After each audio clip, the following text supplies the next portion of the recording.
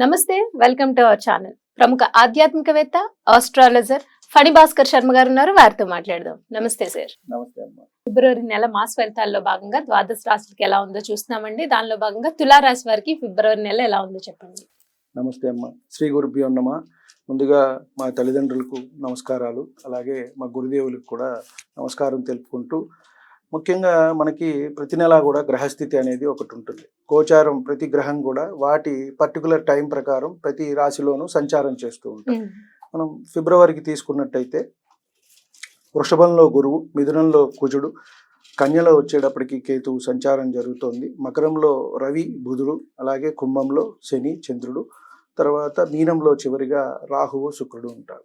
ఇక్కడ చంద్రుడు అనేది మనకి తిరుగుతూ ఉంటారు. ప్రతి 2.5 రోజులకి ఒక్కొక్క రాశిలో తిరుగుతూ ఉంటారు కాబట్టి నెలంతా కూడా సంచారం చేస్తూ ఉంటారు.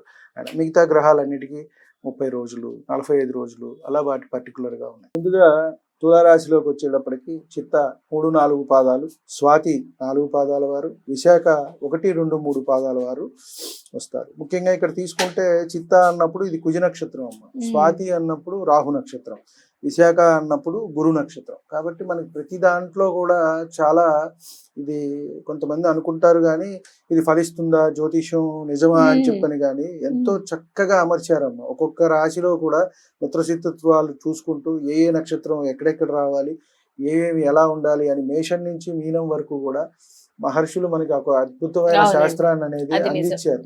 అంటే మానవుడి ప్రతి విషయం తెలుసుకోవచ్చు. తల భాగం నుంచి మనం పాదం వరకు ఈ మేషం అయితే కింద మీనం పాదం. కాబట్టి మీకు ఎప్పుడు ఎలా ఉంటుంది, ఎటువంటి అనారోగ్యం రావచ్చు, ఏ పార్ట్లో రావచ్చు, ఎక్కడ మనకి శుభగ్రహాలు ఉన్నాయి, ఎక్కడ పాపగ్రహాలు, వాటన్నింటిని బట్టి కూడా మనం తెలుసుకోవచ్చు. ముఖ్యంగా మనం ఈ తులారాశి వారికి వచ్చేటప్పటికి కొంత వీరికి కొంత అవగాహన లోపం వల్ల సమస్యలు అవి వచ్చేట్టు ఉన్నాయండి. అంటే బంధువులతో కానివ్వండి, మిత్రులతో కానివ్వండి, వీరికి ఇంటా బయట కూడా ఉద్యోగ స్థానంలో కూడా కొంత జాగ్రత్తగా కమ్యూనికేషన్ అంటే ఏం లేదు, మనం ఒకటి అంటాం, మనం వాళ్ళు వేరే విధంగా అర్థం చేసుకోవచ్చు. లేదా మనమే కాస్త ఏదైనా మాట అటు ఇటుగా మాట్లాడచ్చు. వీరి దగ్గర ఏంటంటే అంతా బాగానే ఉంటుంది. ఈ వృషభం వారు ఏంటంటే కొంచెం మొండిగా దూసుకుని వెళ్తారు. ఈ తులా వారు ఏంటంటే అంతా వ్యాపార ధోరణిలో ఉంటారు. నాకేమిటి అని, ముఖ్యంగా మిథున కన్యల వారు అలా ఉంటారు.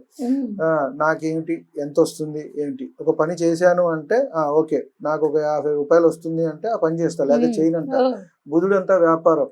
ఇక్కడ శుక్రుడు వచ్చేటప్పటికి ఇదే మళ్ళీ బ్యాలెన్స్ అనమాట. అటు ఇటు ఏమిటి, ఎంత వస్తుంది, అది ఇది అని ఎప్పుడు నాకేం పెట్టాలి, నాకేం కావాలి అన్న ధోరణిలో ఉంటారు. సో దానివల్ల వీరికి అటువంటి ఇబ్బందులు అయితే వస్తాయేమో. అలాగే కొంత అనారోగ్య సూచన కూడా కనబడుతోంది, వైద్య అవసరం కూడా కనబడుతుంది. కాబట్టి ముందుగానే వీరికి కాస్త సమస్యలు ఉన్నట్టయితే వైద్యపరమైన సలహాలు తీసుకోమని డాక్టర్ సలహాలు చెప్పదగ్గ సూచన. అటువంటి ఇబ్బందులు అయితే వచ్చే అవకాశం వీరికి కనబడిపోతుంది. వాటికి సంబంధించి కొంత సహాయం కూడా వీరికి అందుతుంది. అంటే ధన సహాయం, ఉదాహరణకి హఠాత్తుగా ఏదో అయింది రాత్రిపూట, లేదా ఏదైనా పెద్ద ఖర్చు వచ్చింది, 1 లక్ష రూపాయలు, 50 రూపాయలు, దానికి ఇబ్బంది లేకుండా కూడా వీరికి ధన సహాయం అనేది జరుగుతుంది. అలాగే వివాహాది శుభకార్యాలు అనేవి కూడా జరుగుతాయి కుటుంబంలో. దానికి సంబంధించి కూడా కొంత వీరికి ఖర్చు ఉండొచ్చు. అంటే మనం చెప్పేది ఏంటంటే అమ్మా, ఇవి అన్ని కూడా ఒకళ్ళకే జరుగుతాయని కాదు. మనం ఏంటంటే ఆ రాశిలో ఒక బండిలో పీపుల్ ఉంటారు. సో మనం చెప్పేది ఒకళ్ళకి కనెక్ట్ అవ్వచ్చు, ఇంకోళ్ళకి కనెక్ట్ అవ్వచ్చు, 2-3 అంశాలు అందరికీ కనెక్ట్ అవ్వచ్చు. సో కాబట్టి ఈ తులారాశిలో ఉన్న వారందరికీ కూడా మనం ఫిబ్రవరిలో వారి గోచార గ్రహస్థితిని బట్టి మనం చెప్పే ఫలితాలు. కాబట్టి వృత్తి వ్యాపారాల్లో కొంత అనుకూలతలు అనేవి తగ్గటం అనేది జరుగుతుంది. గురుబలం అనేది కాస్త లేదు వీరికి. కాస్త మళ్ళీ ఏప్రిల్ దాటిన తర్వాత మే నెల నుంచి వీరికి వస్తుంది. మనం ముందుగా అనుకున్నట్టుగా వృషభ రాశి వారు ఒకరు, సింహరాశి వారు ఒకరు, ఈ తులారాశి వారు ఒకళ్ళు. వీరు నెక్స్ట్ ఇయర్ అంతా కూడా మంచి యోగంగా ఉంటుంది వీరికి. శని బలము అలాగే గురుబలము వస్తుంది. అద్భుతంగా ఉండే రాశుల్లో ఉగాది తర్వాత వృషభ రాశి వారు, సింహరాశి వారు, ఈ తులారాశి వాళ్ళు, ధనస్సు, కుంభరాశి వారు, ఈ 5 రాశులకి కూడా అద్భుతంగా ఉంటుంది వచ్చే సంవత్సరం. కాబట్టి వీరు కాస్త ఇప్పుడు అనుకూలతలు అయితే తగ్గుతున్నాయి. కాస్త మిశ్రమ ఫలితాలు అనేవి ఉంటాయి ఈ 2-3 నెలలు, ఫిబ్రవరి, మార్చి, ఏప్రిల్ వరకు. కాబట్టి కొంత జాగ్రత్త అనేది మంచిది.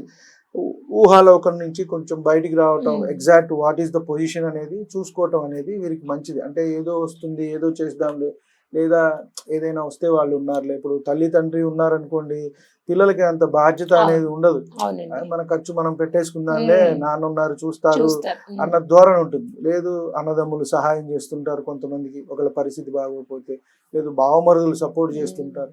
సో ఇవన్నీ ఉన్నప్పుడు ఏంటంటే ఒక ఇంత వారికి ఇదిగా ఉంటుంది. కాబట్టి అది కొంత ఆ ఊహాలోకం నుంచి వీళ్ళు బయటికి రావటం అనేది చెప్పదగ్గ సూచన. వీరికి కూడా పూర్వీకుల ఆస్తి కొంత కలిసి వచ్చే అవకాశం కనబడుతోంది. అంటే తల్లిదండ్రులు వాళ్ళ తండ్రి అంటే తాతలు, తండ్రి అటు నుంచి కూడా వీరికి ఆస్తి వచ్చే అవకాశం అయితే కనబడుతోంది. అలాగే ఉద్యోగ స్థానంలో కొత్త బాధ్యతలు అయితే వచ్చే అవకాశం ఉంది. అంటే దాన్ని బట్టి మనకి డబ్బు ఆదాయం ఉంటుందా అంటే ఉండదు, బాధ్యతలు అయితే పెరుగుతున్నాయి ఇక్కడ వీరికి. కాస్త ఫిబ్రవరి తర్వాత ఏదైనా అదే ఏప్రిల్ తర్వాత వీరికి మానిటరీ బెనిఫిట్స్ కూడా వస్తాయి. ఫస్ట్ అయితే ఇనీషియల్ గా వీరికి బాధ్యతలు అయితే వస్తాయి. ఈ ఫిబ్రవరి, మార్చి, ఏప్రిల్ వరకు అవి వీళ్ళు ఎలా చేస్తారు ఏంటి ఇవన్నీ కూడా ఒక పరీక్షలాగా అనుకోండి. ఏదైనా సరే అదనపు బాధ్యతలు, స్థానచలనము, అటు ఇటు తిరగటము, కొన్ని ఏదైనా కొంతమంది చూస్తూ ఉంటాం మనం 2-3 డిస్ట్రిక్ట్స్ లో పనిచేస్తుంటే ఇంకో 2-3 యాడ్ చేస్తుంటారు, ఏరియా మేనేజర్స్ అని. లేదా ఏపీ చేస్తుంటే తెలంగాణ ఇవ్వటం, తెలంగాణ అయితే ఏపీ, ఇట్లా 2 స్టేట్లు ఇవ్వటము, ఇవన్నీ కూడా వీరికి కనబడుతున్నాయి. కొంతకాలం అటు ఇటు తిరిగే స్థానచలనం కూడా కనబడుతుంది. కాబట్టి ఆరోగ్య విషయం అయితే వీరికి ముఖ్యంగా చెప్పదగ్గ సూచన. ఆదాయం అయితే బాగానే ఉంది, ఖర్చులు కూడా దానికి తగ్గట్టుగానే వస్తాయి. వీరికి ముఖ్యంగా చెప్పదగ్గది వైద్య సహాయం అవసరం అయ్యే అవకాశం కనబడుతోంది. అదే జాగ్రత్తగా చూసుకోమని చెప్పదగ్గ సూచన. మీరు ఏ దేవీ దేవత ఆరాధన చేయాలి? కాస్త గురుబలం తగ్గుతోంది కాబట్టి దక్షిణామూర్తి వారి ఆరాధన చేసుకోవటం. దక్షిణామూర్తి వారి ఫోటో అమ్మ ఇంట్లో ఉండటం మంచిది. ఎవరి ఇంట్లో అయినా సరే, అందులో పిల్లలు ఎదుగుతున్నప్పుడు, చదువు వారికి కాస్త బాగోలేనప్పుడు, ఎందుకంటే గురువే దానికి ప్రదాత. అంటే ధనానికైనా ఆయనే, విద్యకైనా ఆయనే, అలాగే మనకి భోగభాగ్యాలు, అన్ని లాభాలు, ఏదైనా ఒక వ్యక్తి జీవితంలో అభ్యుదయం, ఎదుగుతానికి అన్నిటికీ కూడా గురువు మంచిది. అంటే వారి వ్యక్తిగత జాతకంలో గురువు బాగుండాలి. కాబట్టి దక్షిణామూర్తి వారి స్తోత్రం, దత్తాత్రేయ స్వామి వారి స్తోత్రం, కాస్త గురుబలం పెంచుకున్నట్టయితే మనకి ఈ అబ్స్టికల్స్ ఏవైతే ఉన్నాయో ఇవి కొంచెం తగ్గుముఖం పడతాయి. ఏ దానాలు చేయాలండి వీళ్ళు కాస్త శనగలు దానం చేసుకున్నట్టయితే మంచిదమ్మా. గురువారం పూట, లేదు గురువారం నియమాలు ఉండటం. కొంతమంది ఒక పొద్దు అంటారు, మధ్యాహ్నం తినేసి రాత్రిపూట పలహారం తీసుకోవటం, లేని వాళ్ళు వదిలేసేసినా పర్వాలేదు. కాస్త శనగలు దానంగా ఇవ్వటం, లేదు గుళ్ళో కాస్త పంచి పెట్టడం, మనతో పాటు ఒక నలుగురికి పెట్టినట్టయితే మంచి జరుగుతుంది. కాబట్టి శనగలు దానంగా ఇచ్చుకోవచ్చు, పంచి కూడా పెట్టచ్చు. వీరికి కలిసి వచ్చే రంగు, అదృష్ట సంఖ్య? వీరికి కలిసి వచ్చేదంటే తెల్లదమ్మా. వీరు కూడా శుక్రుడు అధిపతి కాబట్టి తెల్ల వస్త్రం ఏదైనా పెట్టుకోవచ్చు, ఆ రంగు వస్త్రాలైనా సరే ధరించవచ్చు. వీరికి అదృష్ట సంఖ్య అంటే 6, దానికి తగ్గట్టుగా మనం చూసుకొని 15, ఇట్లా వారు ఏదైనా సరే పనులు అనేవి ప్రారంభించుకోవచ్చు, మంచి జరుగుతుంది. వజ్రం ధరించినట్టయితే వీరికి మంచి జరుగుతుంది. ఎందుకంటే రాస్యాధిపతి శుక్రుడు కాబట్టి వారు వజ్రం అనేది ధరించవచ్చు. తర్వాత వాళ్ళ నక్షత్రానికి, వారి నడిచే మహర్దశలకి అనుగుణంగా పెట్టుకున్నట్టయితే వారికి బాగుంటుంది. వ్యక్తిగత ఆరాధన చేయాలి అనేది చాలా చక్కగా వివరించారండి. ధన్యవాదాలు. నమస్తే.